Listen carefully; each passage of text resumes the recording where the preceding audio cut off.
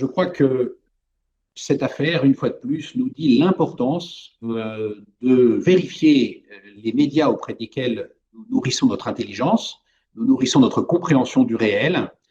Pour nous, Français, c'est un enjeu essentiel à l'aube d'une année électorale, mais pour nous, catholiques, ça l'est partout dans le monde, parce que les questions qui viennent sont des questions importantes, on le sait bien, touchant à l'unité de l'Église en particulier dans les semaines qui viennent.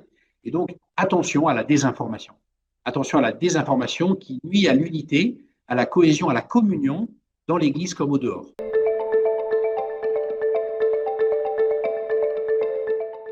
Hier soir, en fin de soirée, sur M6, l'émission Appel à témoins a diffusé le témoignage d'un homme se présentant comme prêtre de mon diocèse et affirmant, avec mon accord explicite, vouloir révéler la confession de Xavier Dupont de Ligonnès qu'il aurait recueillie en 2022 à Plavilla, donc dans l'une des communes de l'Aude. Moi-même, je n'ai pas vu cette séquence en direct puisque je n'étais pas devant M6 à 23h30 hier soir. En revanche, tout de suite après, j'ai été sollicité par de nombreux médias pour réagir. Et donc, après m'être assuré de la réalité de cette séquence, j'ai tout de suite été stupéfié de l'énormité de la fake news. Parce que, bon, depuis 4 ans que je suis évêque dans l'Aude, jamais personne ne m'a parlé ni de Xavier Dupont de Ligonnès, ni d'un passage dans le département. Donc, je savais que c'était tout à fait bidon. Mes questions, c'est comment c'est possible qu'une chaîne aussi sérieuse qu'M6 puisse diffuser un tel témoignage sans aucune forme de vérification, sans m'appeler avant, sans prendre la moindre garantie sur la qualité sacerdotale de l'homme qui appelle.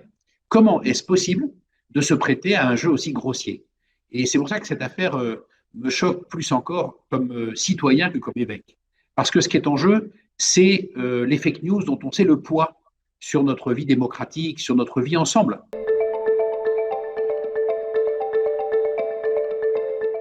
Ce qui est grave pour moi dans cette séquence, c'est qu'un média aussi sérieux qu'M6 se prête à une telle fake news.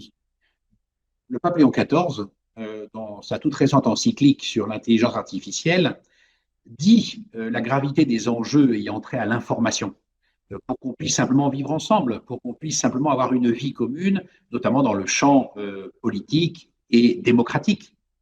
Eh bien, cette affaire démontre que il n'y a pas seulement l'intelligence artificielle qui menace la vérité de l'information, il y a aussi un usage dévoyé de l'intelligence naturelle, si j'ose dire. C'est pas sérieux de procéder comme ça. C'est pas sérieux de ne pas faire le minimum des vérifications. J'ai entendu ce matin les explications un peu poussives du journaliste concerné, disant en l'état, vous comprenez, c'est du direct, c'est le principe de l'émission, recueillons des témoignages, donc, je le cite quasiment littéralement, on prend tout ce qui passe et on prie pour qu'il y en ait un de vrai. Enfin, on prend tout ce qui passe et on prie pour qu'il y en ait un de vrai. Comment peut-on assurer une émission journalistique dans ces conditions? Ce qui était en jeu, finalement, dans cette séquence de M6, c'est selon moi une triple faute.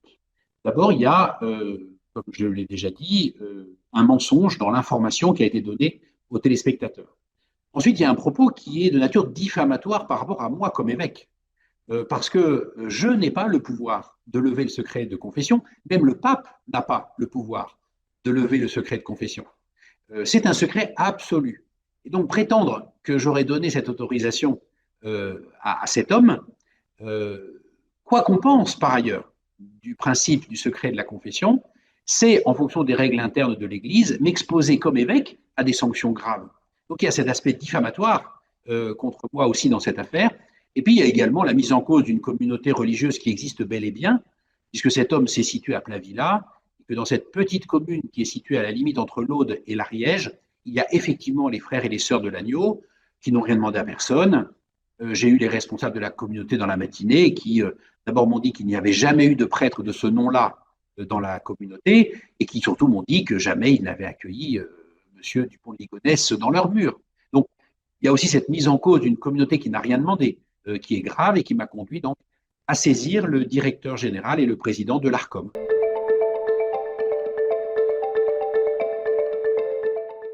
J'ai donc décidé de saisir dès ce matin le directeur général et le président de l'Arcom parce que cet organisme est l'arbitre du fonctionnement des médias dans notre pays.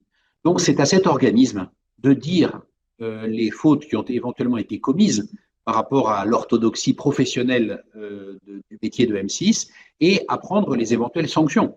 Mais pour moi, c'est cette question des fake news qui est au cœur de cette polémique, par ailleurs un peu ridicule, plus qu'autre chose. Et c'est pourquoi c'est à l'Arcom d'arbitrer cette séquence.